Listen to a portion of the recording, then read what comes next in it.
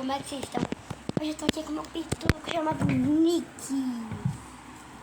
Meu pituco chamado Nick é um doguinho francês, que ele é muito bonitinho, ele é muito fofinho. Ele senta com o nariz e fica dele, com ele. Olha que bonitinho. Olha meu doguinho, é meu neguinho. Meu neguinho. Tá quase caindo. Ah! Ele é muito neguinho, gente. É meu neguinho. É meu primeiro neguinho. Ele é tão fofo que eu vou contar um pouquinho sobre ele pra vocês. É o seguinte. Ele mija em tudo. Ele mija em tudo. Completamente tudo. Peraí. Ele mija completamente tudo.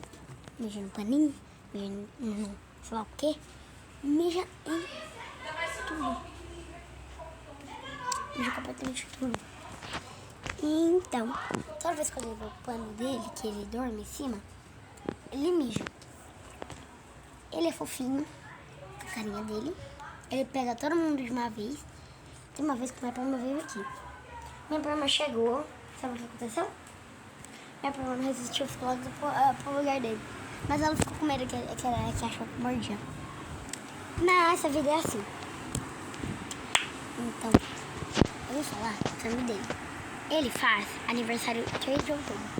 Nesse mês, vocês podem fazer alguns comentários sobre nós?